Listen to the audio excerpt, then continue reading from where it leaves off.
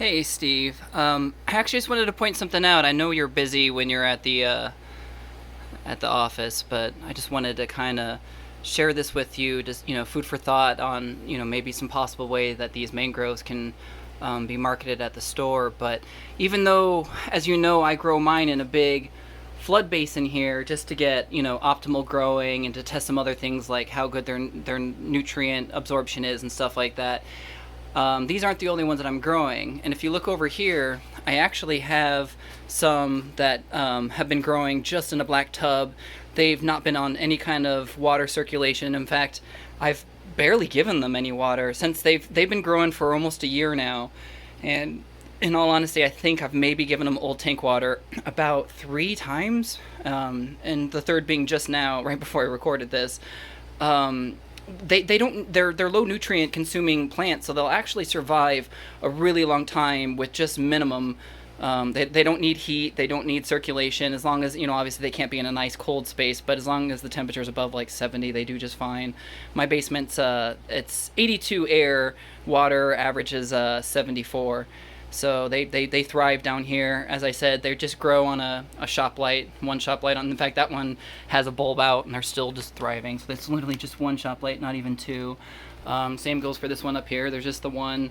They could use more, obviously, because as you can see, the ones in the middle are growing way faster than the ones on the side. And also, as I stated before, you get a little bit of, like these guys are perfect examples, Phototropism going on. They're leaning, trying to get to the light. So if you don't have, good all-around light coverage, you'll get ones that, I would call this one a highly desirable tree for retail, and one like that, I mean, obviously it's less desirable because they will correct themselves. If you put it under a light right above it, they'll straighten out over time. But and in fact, okay, well, I'm not going to walk away over there, but I have another one that's doing that right now.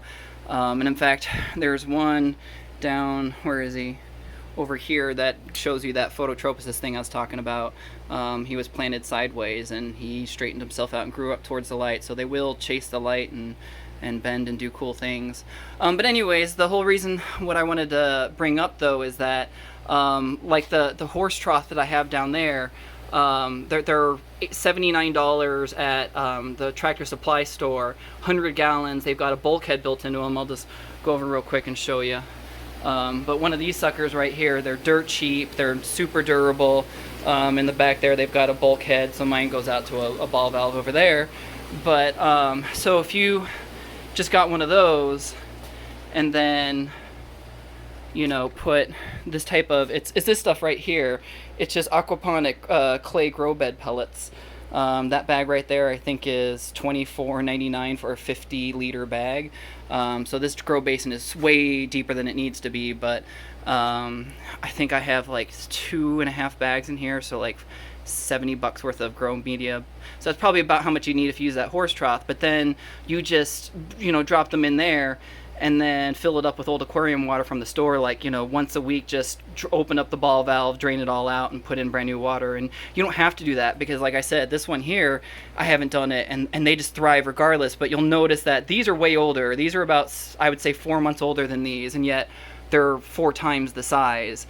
But that's because of the constant nutrient changeover and things of that nature. So, if you open up the ball valve and kept giving them new aquarium water, they'll grow faster like this, because there's no difference between the lighting in these two. They've had the same light. So the only difference of why these are 5 times, or I keep exaggerating, but larger than the other, is because of the fact that they're getting a constant nutrient supply.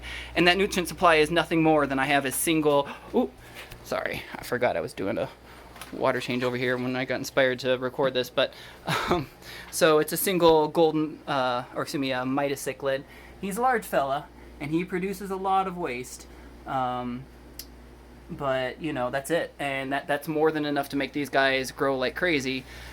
So yeah, if you had something like that, you just put one shop light above it. That's a $15 shop light, and I would recommend 2. In all honesty, I wanted to put a second up here, I just haven't done it yet. And then that horse trough, which is $79, and then the grow pellets, which the total amount that you probably need to fill it is about $80 worth. And I mean, that's bigger than this. This thing is only 40 gallons right here, and look how many mangroves I'm growing. So a 100-gallon bed, and that one's got a tapered mouth. This is squared, so I think you'll be able to fit way more in that too. So, anyways, I just a way that you can keep them, because my concept would be not to put all of them on the floor. Yeah, I think you'd take up a lot of space, but find some corner, hopefully in the back, that maybe in the quarantine room or something. But put one of those horse troughs, and just put a couple shop lights above it, and just one of those aquarium lighters, and that's it. Just at the end of the day, dump a whole bunch of new aquarium water in there, and call it a day. And as far as I've seen, that's all these guys take. It doesn't take much. So if you set up 2 tubs, you could jump, salt water, waste aquarium from one, and fresh water in the other, and get both going, so you have a supply of both. But anyways, I just thought I'd share this because, it's obviously really hard to digest this kind of conversation in the store when people are coming up and talking to you every 2 seconds. So anyways, I hope this proves useful. Take care.